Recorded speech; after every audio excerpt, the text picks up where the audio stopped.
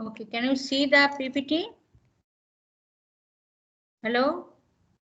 Yes, ma'am. Okay. So this is the next lecture for today. Here I will tell you something about the pollution, different types of pollutants.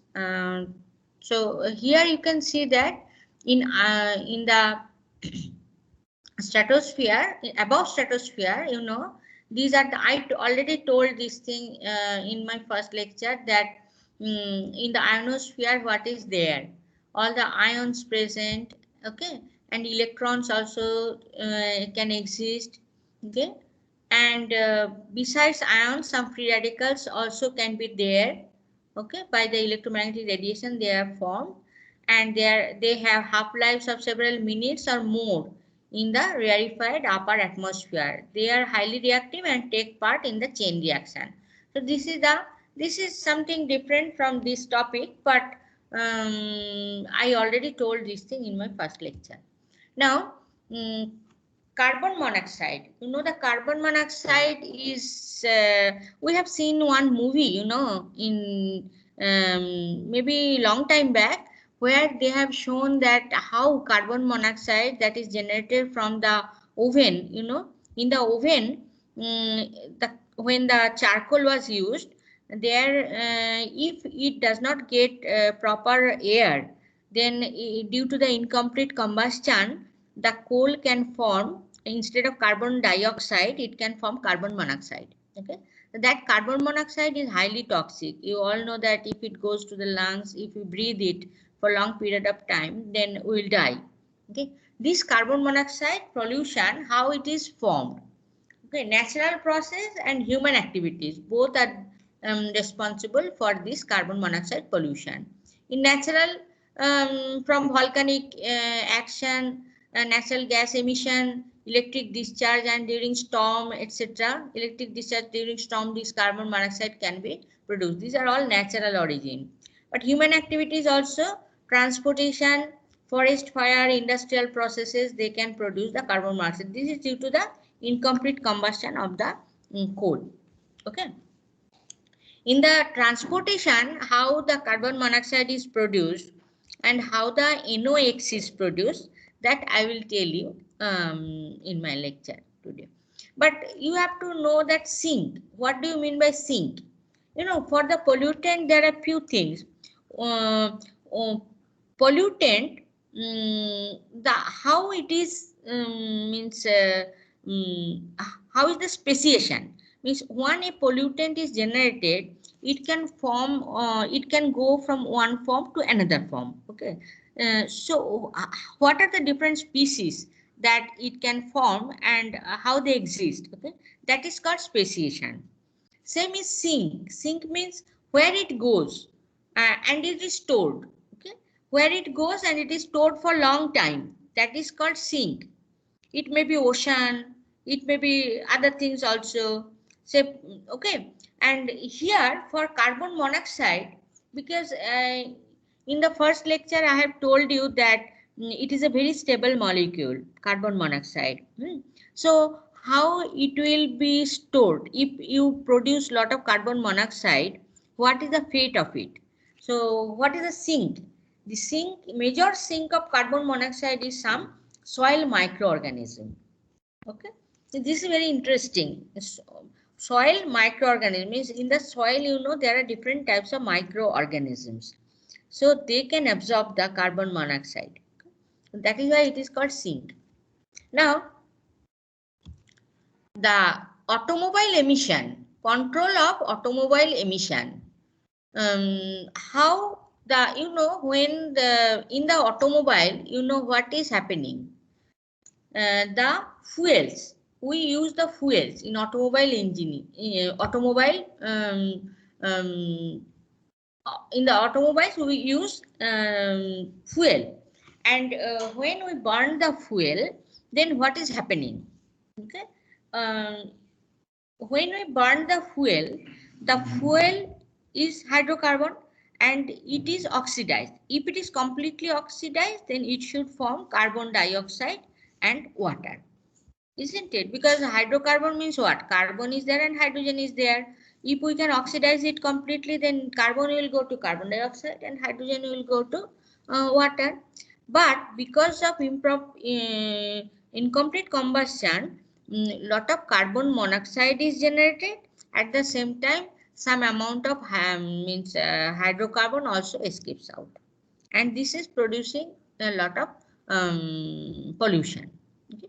Another thing is happening, the air is required for burning these things. So when air is heated, then in the air nitrogen is there and oxygen is there. So nitrogen and oxygen, they combine to form NOx. So two different sources.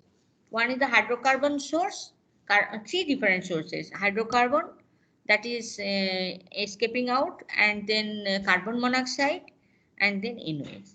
So what you should do to reduce this pollution? What you should do? This is done here. Control of automobile emission. How you can control the automobile emission? Modification of internal combustion engine you can do. Development of exhaust system reactors which will complete the combustion process. Means instead of going to carbon monoxide, it can go further one step to form the carbon dioxide. Then it is the problem is solved. And NOx, when it is formed, NOx, then NOx, if you go to another step and you can reduce it to N2, okay, then the nitrogen cycle will be complete. NOx is a pollutant, but if you can produce N2 or from NOx, then nitrogen will go to the atmosphere. So nitrogen cycle will be completed. So these two are very challenging problems. Okay. Other things you can do, development of substitute fuel. Instead of gasoline, if you can produce biofuels, say for example nowadays biofuels, a lot of people are thinking biofuels, which will yield low concentration of pollutants. Another thing you can do, development of pollution-free power sources. Solar power, now it is coming solar power. Okay. So if you can do that, then also means this type of pollution that is coming from automobile, it is a huge pollution coming from the automobile emission, so that you can reduce. Now,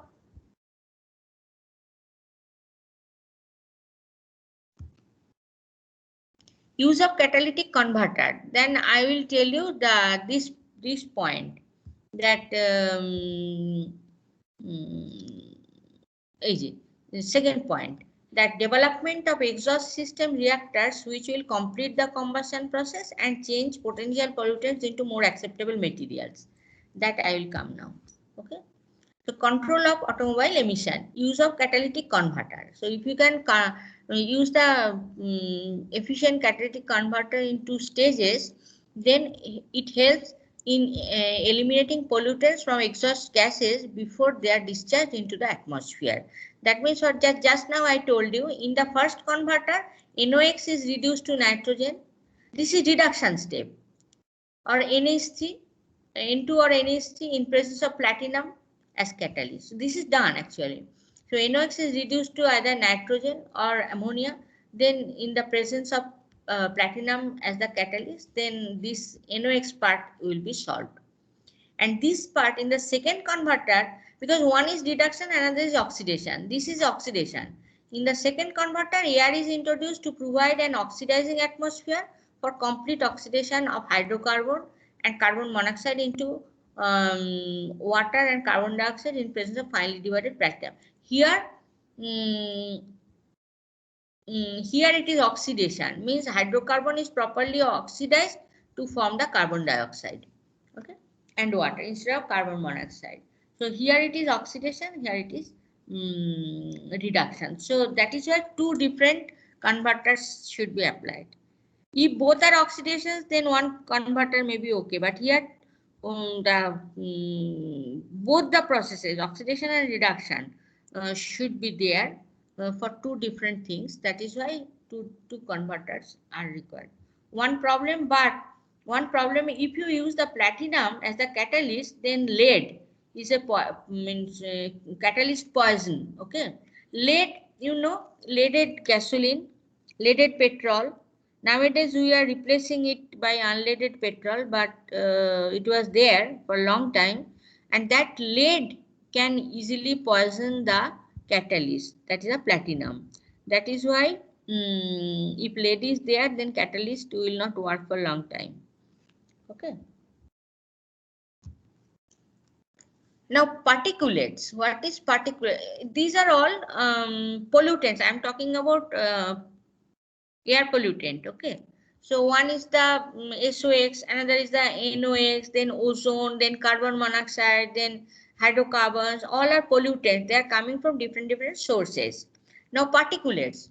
What is particulate? Now you know PM10, PM2.5, all those things. So those are nothing but particulate matters. Now, what is particulates? Small solid particles and liquid droplets. They are collectively called as particulates. Now, these are present in the atmosphere in sufficiently large amount, huge amount, because of burning and all those things. They are produced in a large quantities. Okay, and they pose serious problems. They are defined by their size. Okay, the most important physical property is the size, and it can vary from 0.2 to 500 micron. Lifetime varies from few seconds to several months. Lifetime depends on the settling rate, because particulate matter is some solid particles or something, sometimes liquid droplets, so it will settle. It may settle depending on the size and the weight density. So it can settle down. So depending on that, they have the lifetime. Okay. Lifetime may vary. Okay. Lifetime depends on the settling rate, which again depends on the density and the size. The number varies from few hundreds to 100,000 per meter per centimeter cube. Okay, so you all know, you see these things are happening, especially in Delhi. You have seen many times, that total covered with the particulate matters. Okay, it is coming now. It is a very big problem. Okay. Now, sources, how it is coming? There are different types of sources. There are natural sources, and they may come from man-made activities also. So natural sources means volcanic eruption, then blowing of dust and soil by the wind, spraying of salt by the sea. All those things can produce the particulate matter. And the man-made activity, fly ash. You know that from power plant, here we know there is a big power plant, that Kolaghat thermal power plant. If you go there, then you will see that miles after miles only it is covered with fly ash. Fly ash means very fine particles, ash particles. That is why it is called fly ash. Okay. So these fly ash, they cover the whole area. So they are coming from the power plants, smelters and mining operations, smoke from incomplete combustion. They are all man-made activities. So they form the particulate matters. Okay. Now, what is the effect of particulate matter? There are several effects. On human, it may be on human, it may be on climate, it may be on materials, or it may be on climate also. Climate. Okay. So let us see first the health. Airborne asbestos you have seen, silicate material. So asbestos, those people who work in the construction area using the asbestos, they suffer the lung disorder, because those silicate materials, they come inside the lung, and they can, what type of asbestos are fibrous silicate material which may persist for long period in the environment, and they can come to the lung, those who are working in this with this asbestos. Okay. And toxic metals also in fine, if they are very fine particles, they can come. They are all carcinogenic in nature. Okay. The fine particles below 3 micron are the worst causes of lung damage due to their ability to penetrate into the deep air passage, because we all have our own system to protect all those things. Okay, through the nose when it goes, it is protected. But if they are very fine particles, then they can reach to the lung. Okay, and then it creates more effect. Breathing problem also comes. Coal miners, those people who are working in the coal mines, they get black lung disease. The lung becomes, that coal things will pass and it will go to the lungs and they will get this type of black lung disease. Asbestos workers get pulmonary fibrosis. Those silicate materials go and stay there in the lung, so they get the pulmonary fibrosis. So they are very dangerous things. Okay, we have to be very careful about it. Now the materials, no airborne particles, which may include soot, dust, fumes, all those things. I have shown you that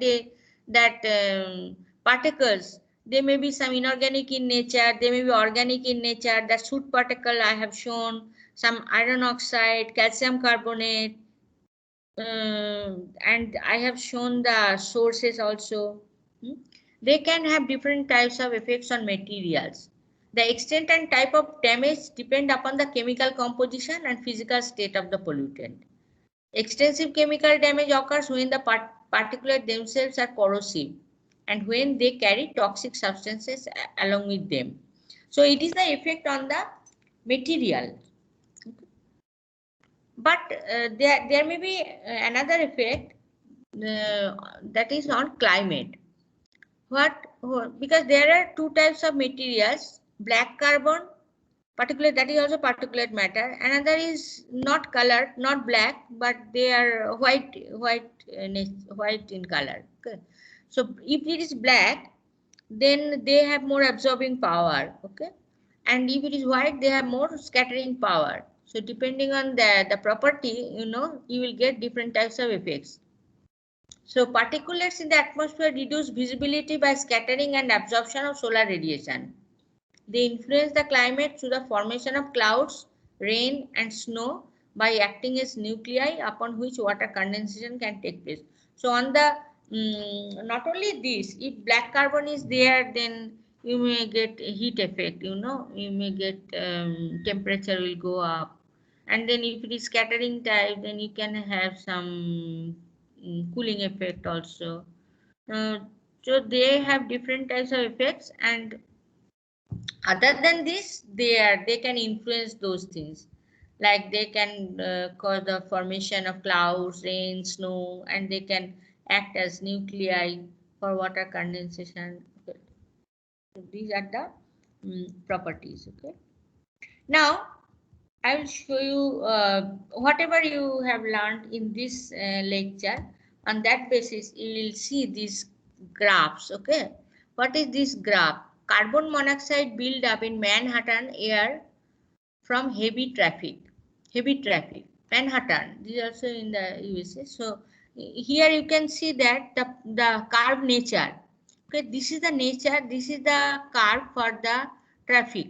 Okay, so you see here, from this is the 8, this is 4, 6, 8. So this is up to this, it is almost night time. Okay, so no vehicle is there.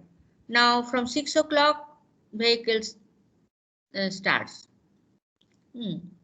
So road becomes crowded by the traffic, by the vehicles. Now here you see from 7 o'clock it starts increasing. This is the traffic is increased, and up to what time? This is the 6 o'clock in the evening. So up to 6 o'clock it is the peak, and after that it is decreasing. Okay, so interestingly you see that carbon monoxide profile is also similar, very similar. Here carbon monoxide is not there, then slowly carbon monoxide is generated in the air, then at night it is decreasing. So it has strong relation with the traffic, you see. So that means the carbon monoxide is released from the traffic. That traffic means that is the vehicle. Okay, very clear from this. Now here This is another picture. You can see that this is the stoichiometric. Stoichiometric means this is the fuel air mixture. Fuel is to air mixture. This is stoichiometric. If this is the at this point, at this ratio, actually this is the optimum, and then because to burn the fuel we need the air. So if the ratio is such that it is optimum. So fuel will be completely converted into carbon dioxide and water. That hydrocarbon will be completely converted into carbon dioxide and water. But it does not happen like that. So what is this? This is the higher side. Fuel is more compared to air. Fuel is more. So then how will be the profile of these three? Here it is the NOx, here it is the hydrocarbon, and here it is the carbon monoxide. So if the fuel is higher side, then what will happen? Which one will be less and which one will be more? Fuel is more means it is not getting enough air, right? So it will produce more carbon monoxide. So carbon monoxide concentration is higher. Same is true for hydrocarbon. Hydrocarbon is not oxidized by the air because the ratio is here fuel is more, so it is not getting proper air. That is why, and when it is becoming more, the air is becoming is higher amount, then slowly you see hydrocarbon concentration is going less and carbon monoxide is also going less. But this NOx, this is formed due to the uh, um, air. Air is heated during this time. So from there, nitrogen and oxygen is there in the air. This is forming the NOx. So here it is maximum in the stoichiometric ratio, but when this is fuel is higher, it is also less, and slowly in this side also it is becoming less. Okay. So this is effect of percent fuel in fuel air mixture on exhaust composition. This is the composition in the exhaust. Exhaust means this is coming. Na? Exhaust means that gas that is coming out. They have done it in the exhaust. Now, third lecture I will come. Before that, if you have any question, you can ask.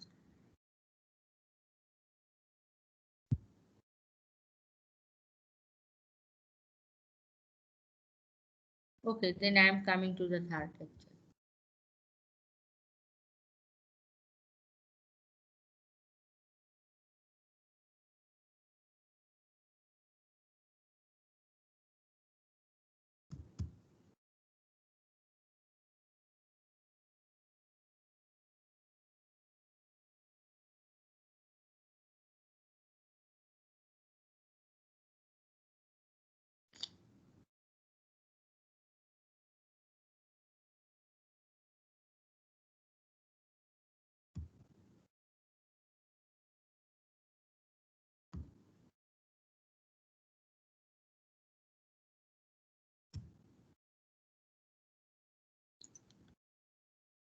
Okay, so can you see it? Can you see the PPT? Yes, ma'am. Okay, so here I will give you some information that how is the air quality standard. You have heard the term EPA. EPA. You have heard the name WHO, right? WHO, WHO. But what is EPA? Environmental Protection Agency. US EPA actually. In the US, it is they prescribe this tolerance limit and all. So this is done by the EPA. Tolerance in ppm, how much is the tolerance? Okay. Carbon monoxide, you can see, you will have some idea. 9 ppm is the limit when not to be exceeded more than once per year for 8 hours period. Okay, this is the limit. Not to be exceeded more than once per year for 8 hours period. But it is higher, 35 ppm, when not to be exceeded more than once per year for 1 hour period. So they are different. It is for 8-hour period. This is for 1-hour period. And the levels microgram per meter cube. This is the level microgram per meter cube. Usually in the air, in the water, we use the unit milligram per liter, right? But in the air, usually we use this volume meter cube, because air is in higher volume, less concentration, less amount is there. That is why we have to consider larger volume. Okay. In most of the cases, they never use milliliter, or then even liter they do not use. You will see in the air, to describe the air pollutants, they always use meter cube, per meter cube. So hydrocarbons, for hydrocarbons, they have not given any tolerance limit, because hydrocarbons, there are many different kinds of hydrocarbon. They have different effect. That is why maybe they have not given. SOx 0.5 ppm tolerance. If it goes above this, then we'll have problem. Okay. Now NOx tolerance in ppm 0.25 ppm. Particulates also, there are different sizes. So depending on the size, the tolerance limit will be different. That is why they have not given. Now there are different sources. You will see that summary of the sources and concentration of atmospheric trace gases. Here SOx. This is the major pollution sources.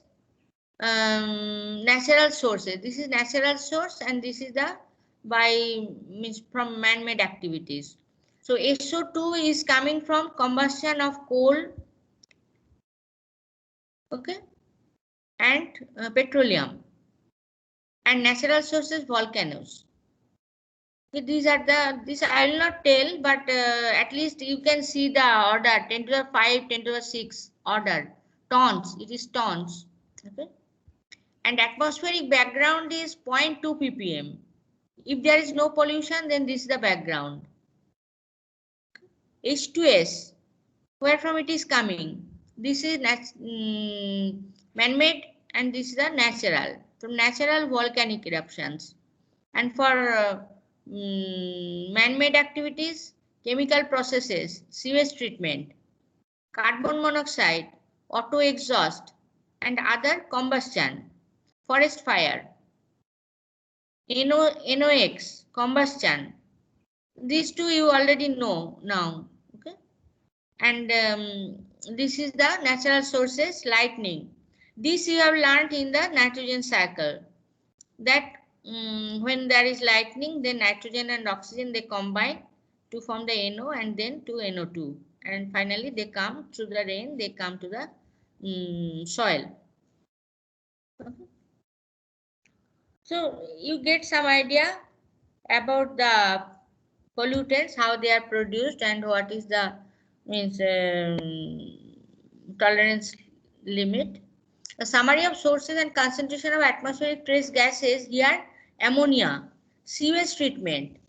If you have learned this water part, treatment of water and wastewater, then you must have learned this thing, sewage treatment. And biological decay, NH3. This I told you in the nitrogen cycle, that how NH3 is produced from the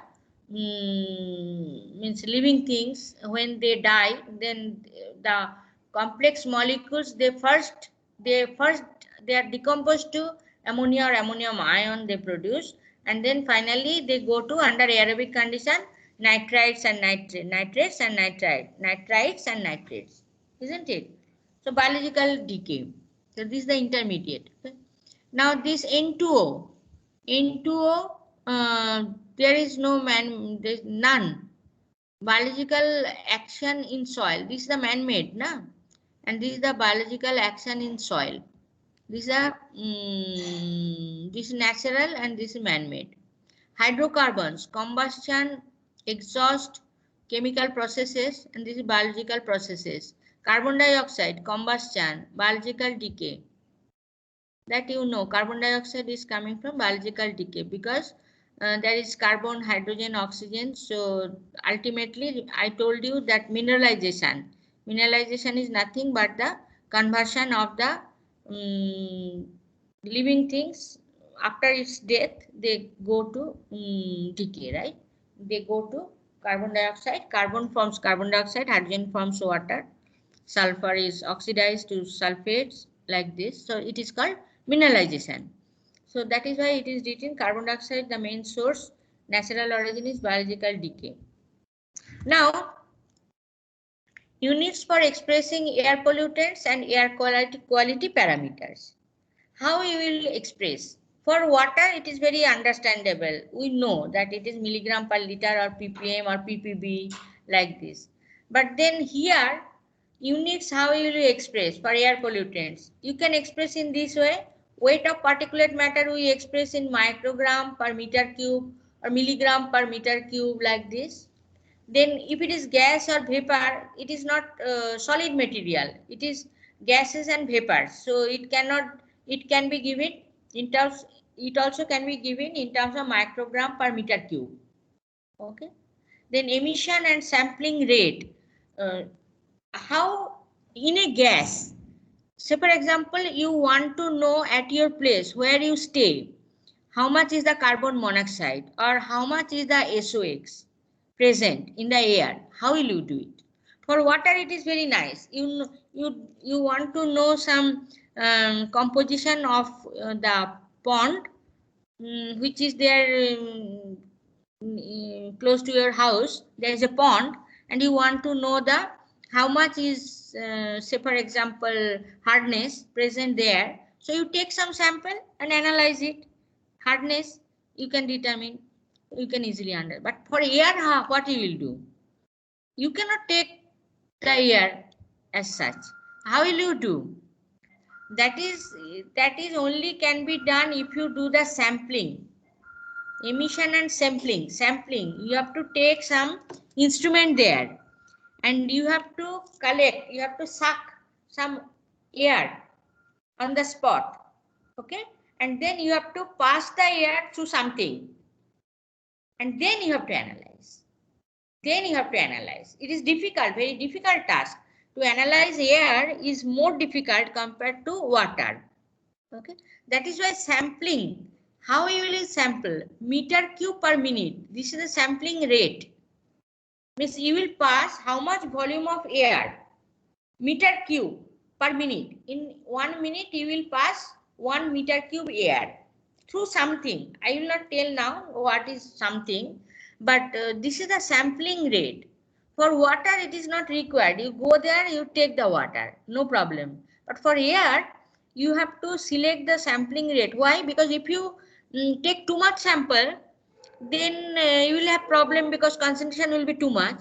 If you take less sample, then you will have problem that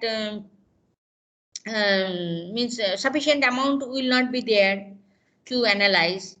And the rate, if you pass in a very fast, you do fast sampling, then something may not be trapped. Okay, because that is why it is very important to have proper sampling rate. Now particulate matter count. So for example, in the air in your place, there are a lot of particulate matters, but you want to know how much particulate matter is there per meter cube of air. How will you do it? Okay, so you have to count the number. How will you count the number? Per meter cube, how much particulate matter is there? How you will count the number? Okay, that is very important for air. Now visibility, if there is lot of visibility is very less, say for example you are driving a car, okay, then you cannot see because you have to drive, so you have to see at least some portion you must see, otherwise you cannot drive. So if you cannot see it, then visibility is less. That means pollution is more. Okay. So visibility in kilometer, how much distance, up to how much distance you can see.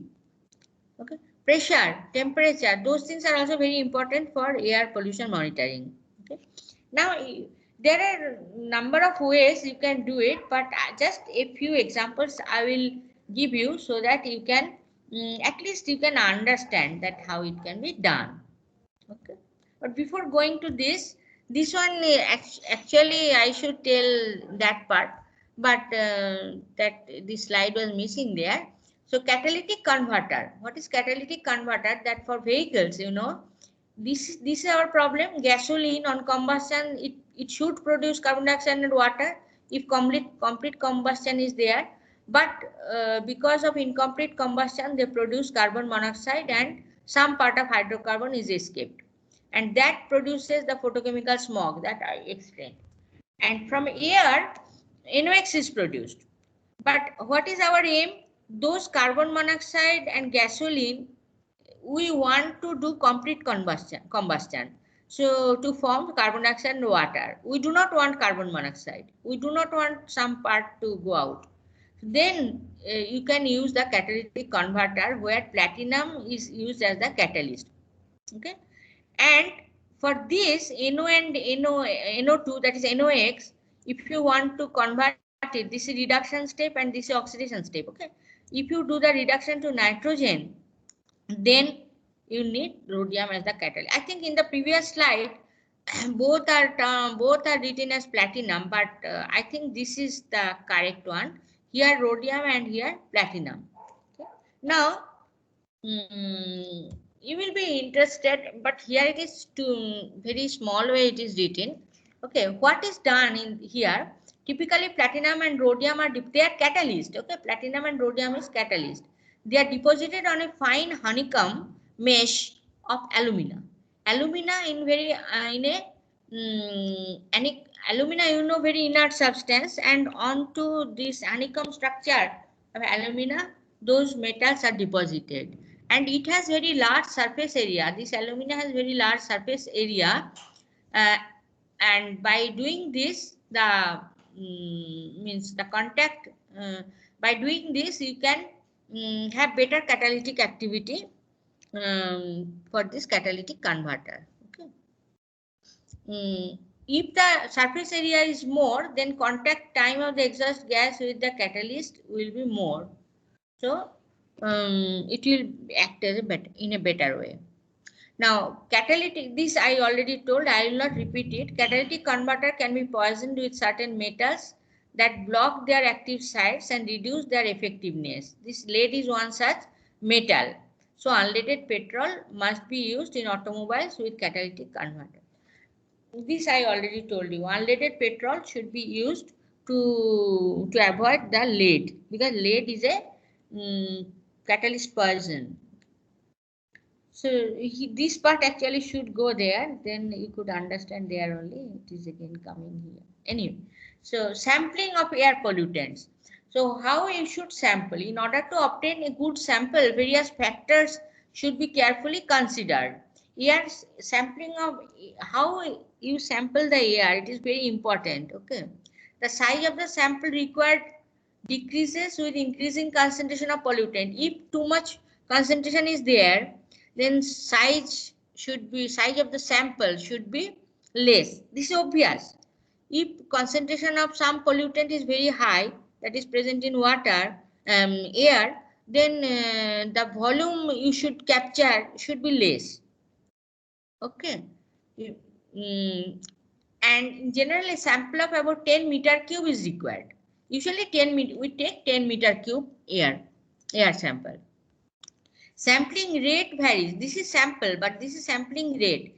The sampling rate varies from 0.003 meter cube per minute to 3 meter cube per minute, depending on the equipment used. How you are sucking, where you are passing. Depending on that, you have to decide the sampling rate. Okay? Otherwise, something may be escaped out. That you should not do. The optimum sampling time for a representative sample is 3 hours. So how much time you will sample? 3 hours, 6 hours. So for example, in your place, you go to the market. Okay, market is more polluted. Okay, so then that air is more polluted. So you want to know how much pollution, how much, say for example, particulate matter is there. Then what you will do? You have to carry a instrument, equipment there, and then you have to suck the air from there, and then you have to pass the air through something so that the particulate matter is trapped. Okay, and then you have to count the particulate matter, or you have to analyze the particulate matter to know the composition, to know the property. Okay, that is done. But then optimum sampling time, for how much time you will sample? 2 hours, 3 hours, 1 hour? Usually we do 3 hours, but depending on how much particulate matter is there, you can vary also the time. Now is coming actual thing, that how you will do it. Only 2 examples I will show, 3 examples. Okay, this is for the particulate matter, sampling of particulates, airborne solids. Okay, particulate is nothing but airborne solids. So what is there? This is what? This is some filter paper, filter. Okay, and here thermometer, and here vacuum turbine motor. So here you are running a motor to suck the air. So air will come here, it will pass to the filter paper. Okay, and then in the filter paper the particulate matter will be trapped. So what is the filter paper? Size is very important. The optimum pore size is 0.45 micron. So size of the pores is very important, because otherwise if the pores are bigger, then particulate matter will pass through it. Okay, so it should be sufficiently small to trap it. Okay. Now, what is the material? Filtration is the most common technique for sampling particulate matter. Cellulose filter, it may be paper, cellulose. So cellulose filter paper for metals. If in the particulate matter, if you want to know the metal, then you may use the filter, that cellulose filter paper. And if you want to see the organic compounds, then glass fiber, maybe you can use glass fiber paper, filter paper. Then if you want to know inorganic species, then silica felts also there for trace inorganic species. So there are different types of filter paper, filtering membrane also. Okay, there may be paper, that may be some glass fiber, or there may be some other things also. Membrane filter also common, membrane filter. So there may be different types of filter papers. Okay, and the size is also, it is called high volume sampler. High volume sampler means you have to pass lot of air through it, 3 hours or 6 hours. So for example, you have to run it so that enough air is going, and you know the rate, sampling rate. Say for example, I have already told you sampling rate. Say for example, 0.003 meter cube per minute or 3 meter cube per minute. So if you run for 60 minutes, then how much volume of air has gone there? You can easily calculate. And then you have to analyze the particulate matter. How many particulate matters are there? What is their composition? That you can easily analyze. Okay. What is the shape of the particulate matter? Now another process is this one. This is called absorption process. This is called adsorption process.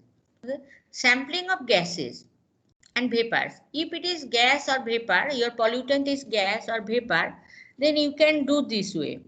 This is the air. So you have to pass air outlet and air inlet. Okay. So you have to pass the air, and you have to this is some liquid, where the liquid will be liquid will catch the gas or vapor. Okay, so for example, you want to know the ammonia concentration. In the air, there may be some ammonia also. Na? Ammonia is also pollutant. So if you want to know the ammonia concentration in the air, then you have to take some, ammonia is alkaline, so you have to take some acid solution. Okay, here, so that acid solution can trap the ammonia. After that, you can analyze it. Okay. and here this is a glass frill. So the air is coming here. This is frill. Okay. And if you suck the air from this side, then air will come and air will come here and the ammonia will be absorbed there. If you want to know the, instead of ammonia, if you want to know the, say, carbon dioxide, it is an acidic gas, so acidic oxide, so you have to take some alkali here, so that the carbon dioxide is trapped there. Now, if you want to know, say, for example, some organic compounds, then you have to take some organic solvent so that it is dissolved there. Otherwise, what will happen? It will pass through it, means it will not be absorbed and it will be sucked here. It will go out. So your analysis will be wrong. That is why it should be sufficiently reactive to trap the gas. Okay. If it is acid, then alkali. If it is alkali, then acid. If it is organic compound, then organic solvent, like this. Now, in this part, it is adsorption. So here some charcoal granules. Okay, charcoal granules is taken, and here you see this one, this part, and this part. This is the glass wool, that is plug. So this is the charcoal, because charcoal will come out. That is why to plug it, both sides, some glass wool is used. You can use cotton also, no problem. Now air is passing to this side, so you have to suck the air to this side. So air will pass here, and the some, say, organic molecule, organic gas will be adsorbed here in the charcoal.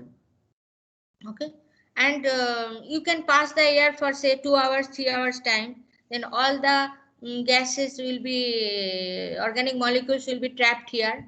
After that, you can elute it with some organic solvent and you can analyze.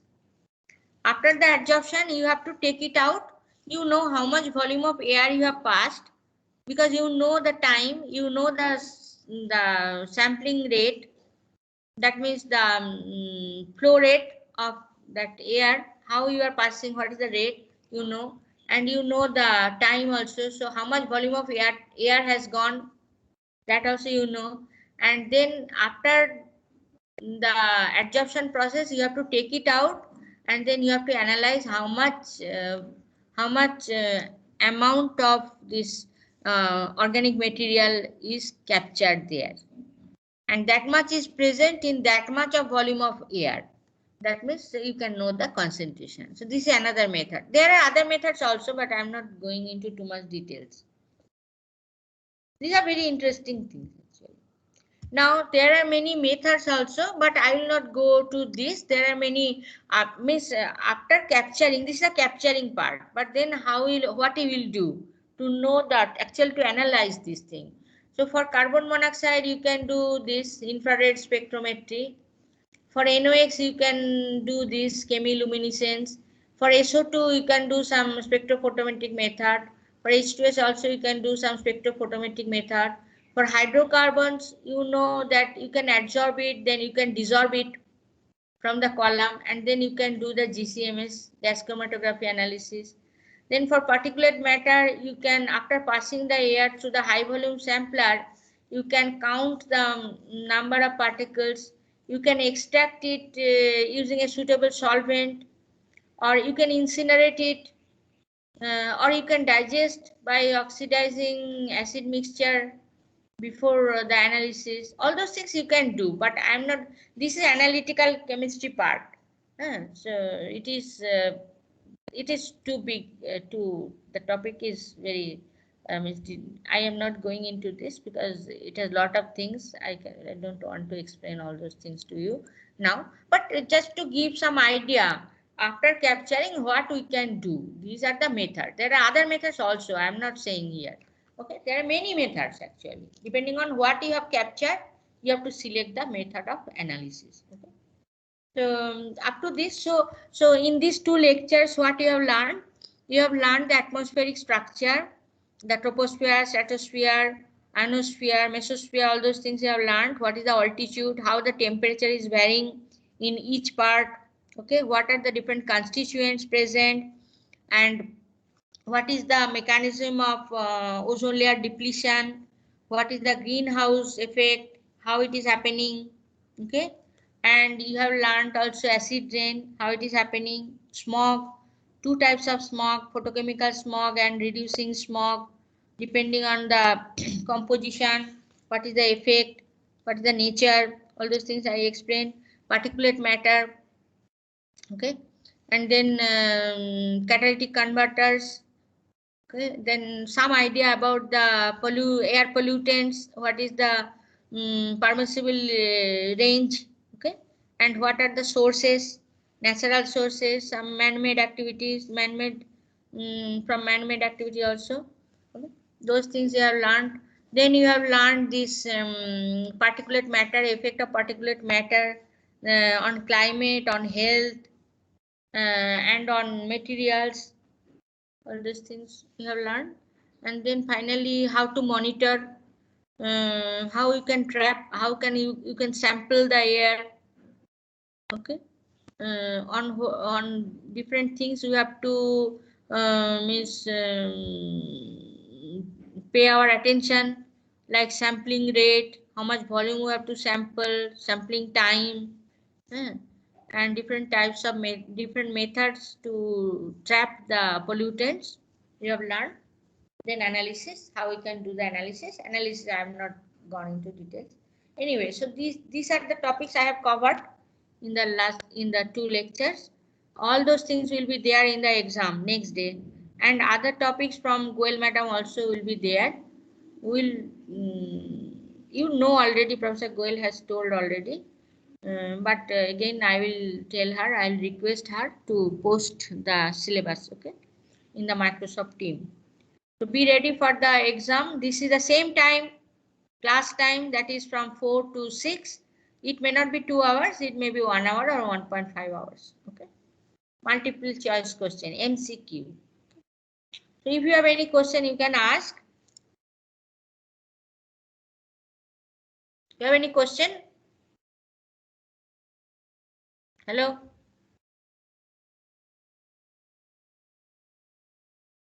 Hello? Do you have any question? At least you say yes or no. You are there or not? No, ma'am. You are there? Or you have already left? There, ma'am. What is your name? Hello, madam. What is your name? Adrija. Acha. Okay. So you have any question? No, ma'am. Okay. Anybody else? No? If no, then you can leave, and I will post, I will upload this three lectures I completed today. Small lectures. So I will upload them, okay? Thank you. You can leave. Thank you, ma'am. Thank you.